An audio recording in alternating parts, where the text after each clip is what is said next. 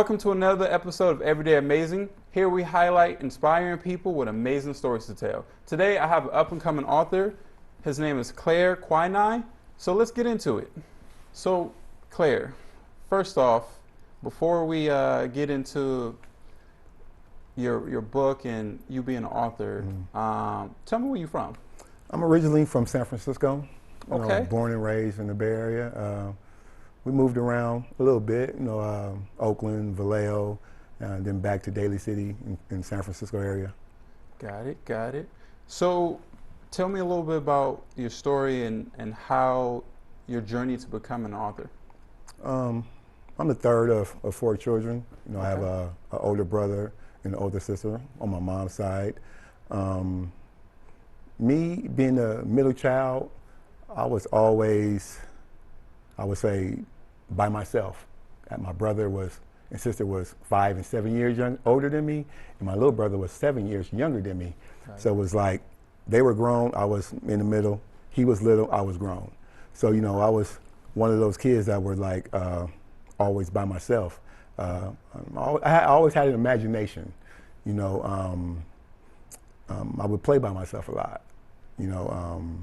But when it came to the writing, it kind of like it fell in my lap.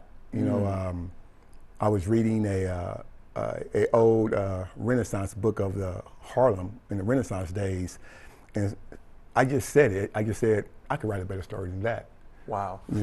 And it kind of like just kicked off my writing career, per se. But I actually started writing a little bit in college. I took some creative writing courses. Got it. And I actually did one about the Vietnam War. I had an uncle that was in the Vietnam War, and we was sent back because he couldn't stand the death. And I kind of like wrote about that because it kind of like he was my favorite uncle. He took care of me when I was little, and it kind of like rubbed me the wrong way. So I kind of like wrote a real, I don't want to say nasty, but my teacher gave me an A for it. Let's put it like that. Yeah, about the Vietnam War. Now, were there any on your writing journey? Were there any other writers that you have looked up to that have inspired you? I wouldn't say so. I'm a writer, but you would think I read a lot. I'm not a big reader. Got it. Okay. But I just love to write. But reading, I'm not a big reader. But if I did say anything that inspired me, it would be the Bible. The Bible. Okay. Definitely. Okay. So we got the Bible, and then just your sounds like your family, your own your experiences. So you Definitely. write a lot of your inspiration. Would you say comes from your experiences, your life experiences? Definitely comes from my experiences, my family. See, my mom is my grandmother had 11 children. Wow. My mother's the third oldest of 11, and so I have so many cousins, and we all grew up together. So just imagine 30, 40 kids all together all the time. So you can just imagine the stories that one could tell, imitating, like in my book, people wonder how I have the feel for like a female character. I've been around none but females all my life. I know how they act, I know how they talk, I know how they think. So it's easy to write about one and imitate the character in the book. So your first book, tell me a little bit more about it. Just dive into it. What really inspired your first book? So my first book is called The Ghetto Oscar. It's about two twin brothers, Jeffrey and Jason. They're identical, but totally different by nature. We, in society, we hear a lot about the Jasons. Jason was the brother that got off into the life. He was rough around the shoulders, ashy elbows. Jeffrey was studious. He was smart, had always been smart since he was a kid, Right. and he had a vivid imagination. He wanted to be a Hollywood director when he grew up. So when he was young, he wrote plays and whatnot. But we don't hear about them. When we hear about things that's going on in our community or in the ghetto, we hear about the Jasons because that's what society likes to hear, the downplay. But I try to show that it might be dark on this side of the street, but if you look across the street, the light is shining, because there's a lot of kids that they don't get off into the life. You know, they're inspired to be doctors and lawyers, and like Jeffrey, he wanted to be a Hollywood director. So basically, I want to show both sides.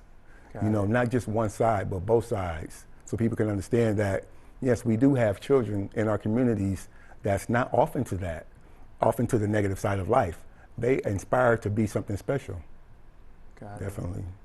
So another question that just popped into my head as you know you were talking about your first book is publishing, your journey to get published. Like, tell me a little bit about that, because you know, let's say like if I wanted to write a book, you know, I don't have I haven't had the experience that you have had, but you know, just like let's say my experiences of having a show, right? And I want to write a book one day. I'm not there yet, but maybe one day I might feel like I want to talk about, you know, myself and, you know, how far I've come. So how does one go about getting published? Getting published is like doing like a major publishing house. It is so hard. It is so hard. That's why you see a lot of, especially African Americans, going independent, and it's working for us.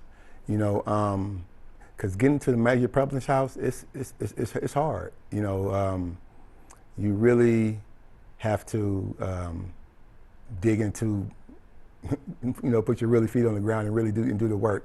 I mean, it can happen. Don't get me wrong. It can definitely happen. But in today's entrepreneur world, it's better to be independent. Really? You know, the money might not come as fast, but when the money comes, it's all coming to you. Got You it. know, I say go do the independent game first, try it, you know, but to those that's inspiring to want to be a writer, you know, I have a philosophy which helped me start off. I say, take 1 hour out of every day and write one page, just one. And by the end of a year, you have a book. But, you know, during that course, as you write and you get off into, you know, the storyline and your characters, you'll write more, you know.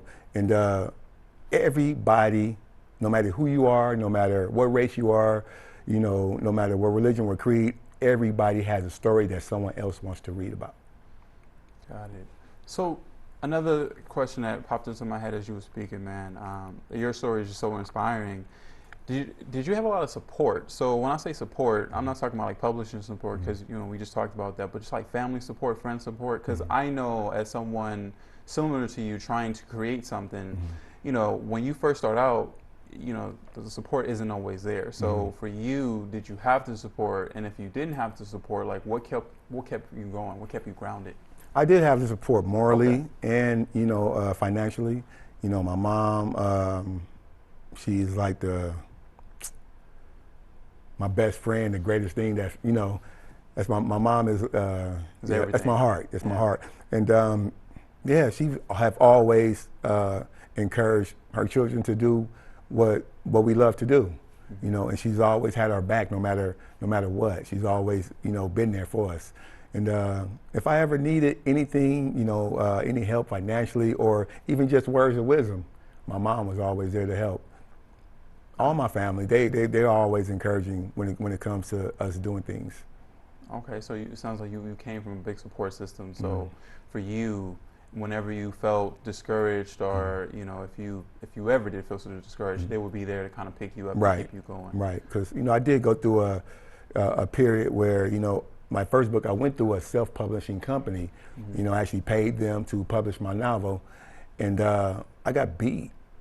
You know, so, you know, for those of you who are, you know, looking to get into that, you know, just be careful, read your contract, and make sure that everything is done correctly, because if you don't pay attention, they will beat you out your money. Got it. I think that's sound advice. It's great advice to any of the writers out there or aspiring writers out there. Another question that pops into my head right now is, are there any other writers in your family? I know from what you say, you have a big family coming from a big support group. Or is there anybody else who? Yeah, my family is You talking about characters? We got some characters in my family, but one person comes to mind is my cousin Sarah. You know, she's a therapist. She has her master's, and she's actually the first child of my uncle that I was speaking about that was in the Vietnam War. May he rest in peace. He passed away, but she wants to write, and I've been trying to encourage her. I gave her my philosophy, you know, and a person just has to have that want. You got to want to do it. That's why I said take one day, 1 hour out every day, and just write one page. That's it. Just one page and put it down. If you feel like you want to write more, but only just write one. You know, that way you're not putting so much on yourself. And the easiest thing to write about is you. That is true. Your own experiences, because there is no outline, because it's all right here.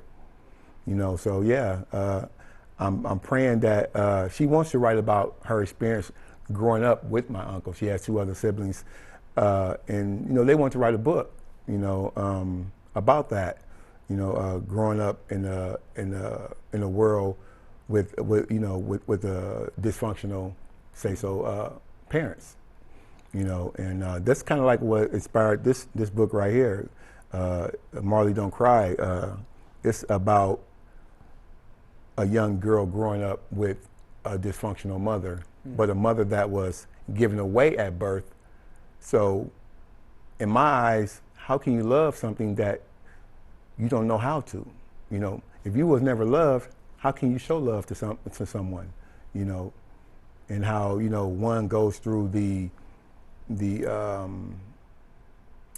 our California system, you know, where children just totally get lost, you know. And the book is it's a roller coaster ride. It's real, you know. My company, Urban Night Publishing, you know, our theme is we don't write urban fiction, we write urban reality, because if you go into you know our communities, there's nothing fiction about it. It's all real, you know, live and direct. So you know, even though it's a fictional novel, the situation is real. The situation is it has happened, and it's still happening in our communities. Yes. Right. So my next question, and it's real deep. 5 years from now, where do you see yourself? I mean, how many more books do you see yourself putting out? And maybe if you had the opportunity, would you turn any of your books into movies? Definitely, all my books I believe can be either short stories or movies. Actually, I have maybe about 7 books written already. Wow. So over the course of the years, I just like to write. I never really thought about publishing novels or anything like that. I just love to write. And, you know, I have a daughter, Sinclair, and I have 2 grandchildren, Amora and Dante. And it's like, what are you going to leave them? You know, is you just going to leave them a legacy of just being pawpaw, or are you going to leave them something that they can subsistence, something that's monetary that they can pick up and use, you know, to forward their lives. Right. So, you know, I decided just to, you know, pull my books off the shelf and dust them off. And, you know, I have stacks of books in manila envelopes, stories already written. You know, I just need to go in and maybe update and, you know, do some correction, but they're already ready to go. I have a book that's coming out. I'm hoping to get it off the ground maybe in the fall. Okay. It's called Ezekiel 28, and it's about a young boy who grows up with a father who was a pimp, and his mother, you know, was his bottom. And when his mother got killed, his father turned preacher, but Ezekiel never forgot. So in each chapter, there's a Bible verse out of the Bible that describes what the chapter is going to be about. Wow. So It's called Ezekiel 28. Look out for that. I'm actually, that sounds amazing. Definitely. Yeah, I can't, just thinking about it right now, I think that's going to be a hit like, you know, your other 2 books. Right. We're going to take a quick commercial break. We'll be back and we'll have more. Son, love is like the ocean. You have to tread the Oh, waters. Dad, that's not the kind of help I needed. Jessica, will you go to prom with me? Yes. Thousands of teens in foster care can't wait to share their first with you. What to expect when you're expecting Like here. a teenager. Today, I'm going to show you how to teen-proof your home. First step, hide the car keys. Preferably somewhere they would never look. Challenges will come up. Be ready for them. Hi, honey. Ready for the Mom. You don't use mannequins in the mannequin challenge.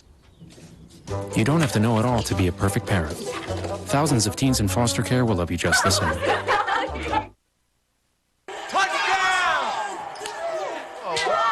that? Whoa, we scored? Yeah, we scored. We're going to the playoffs. I can't believe I missed that. Every time I'm buzzed, I spend too much time on my phone. What? I should take your phone away. No. I'll call for a ride. Wait, why does my face look like that? I'm playing with these new face filters. Okay, you know what? Yep, that's mine. But I need that back. No.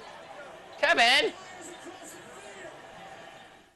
145 over 92. 180 over 111. I had a heart attack and a cardiac arrest and then a stroke. Your blood pressure numbers could change your life. If I would have followed a treatment plan, I would not be in this situation. Lowering your high blood pressure could save you from a heart attack or stroke. If you've stopped your treatment plan, restart it or talk to your doctor about creating one that works better for you. Start taking the right steps at manageyourbp.org. Now I'm, trying to get better, stronger than ever. Welcome back to Everyday Amazing with Sky Alton, and I'm here sitting with a very amazing up-and-coming author. His name is Clair Quinnie, and let's get back into it. All right. So, you mentioned earlier about your publishing company, man. Talk to me about that. Tell me how that got started. Tell me some of the challenges of having a publishing company.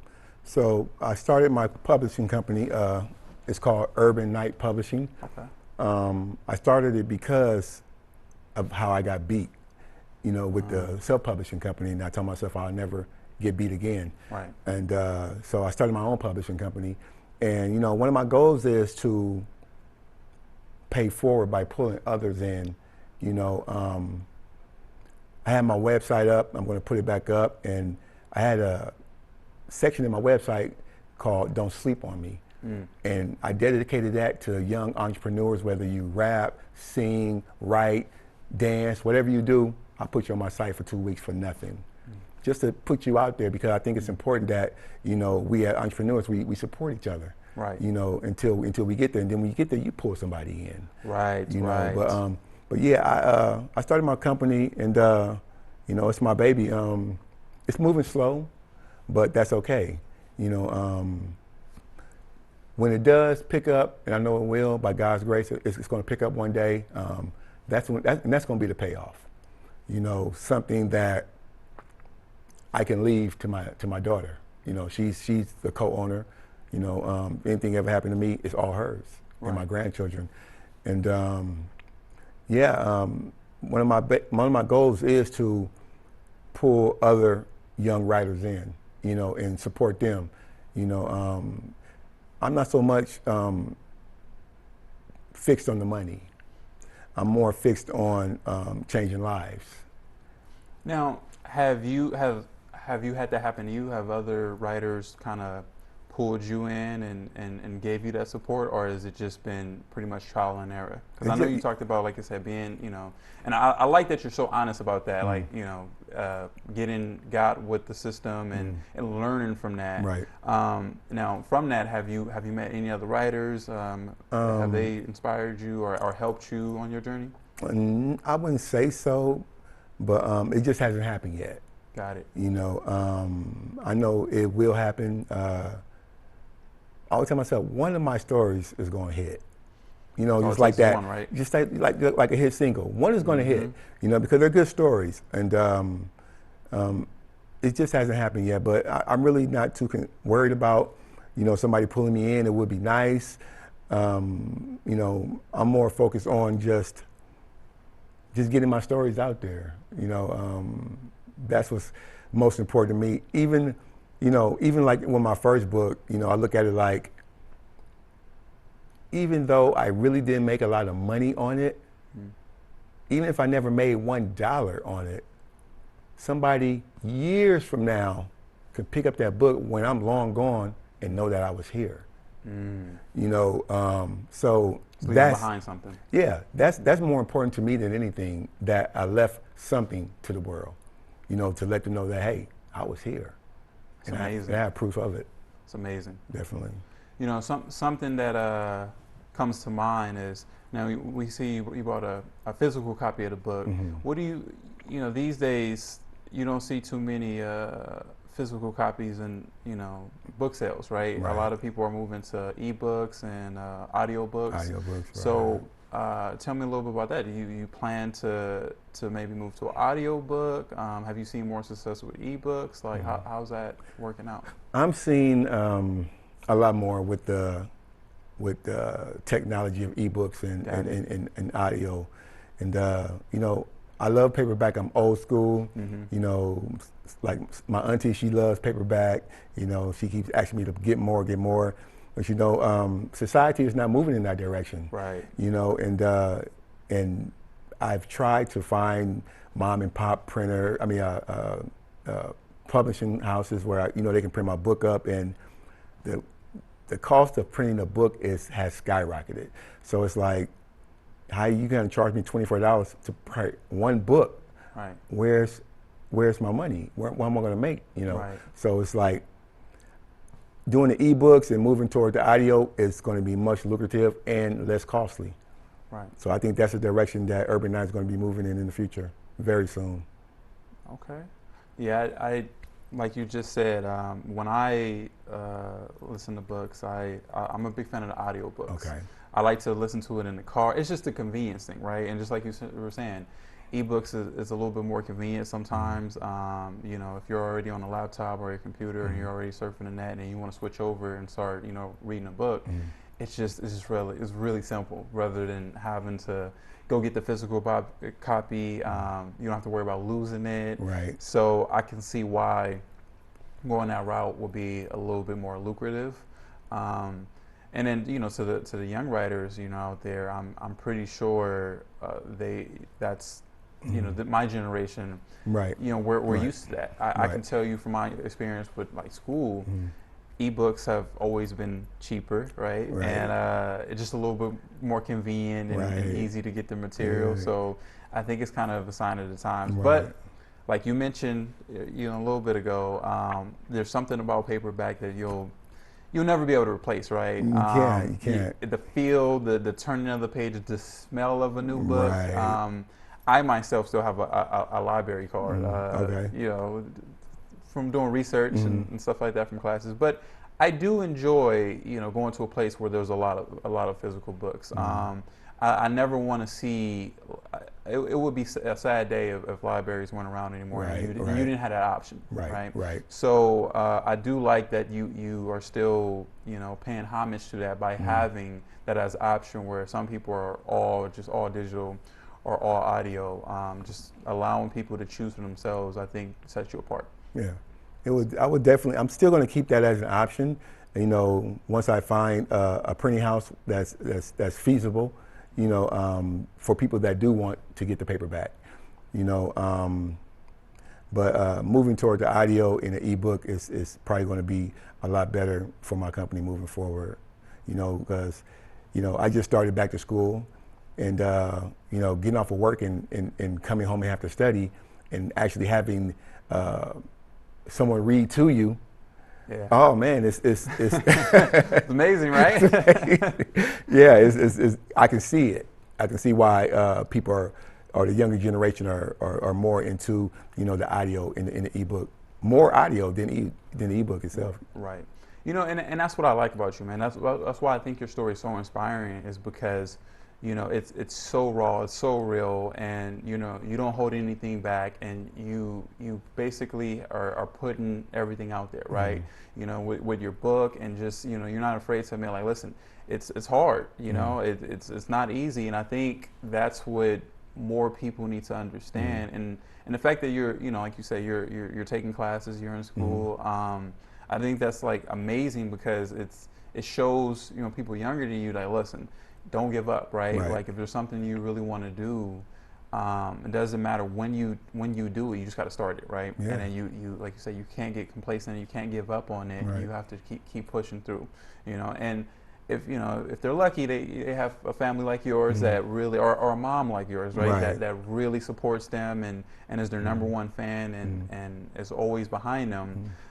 So I think seeing you and having you share your story and talk about how far you have come and how far you're going, I think is an inspiring thing, and that's why I'm very, you know, happy that you decided to come and share your story with me. I thank you for having me, man. Yeah, of course, man, of course. Definitely. And so that has been another episode of Everyday Amazing with Sky Alton. I hope you guys enjoyed the show so far, and you know, don't be afraid to hit me up on Sky_Alton, and look forward to the next episode. Until then, I'll see you next time.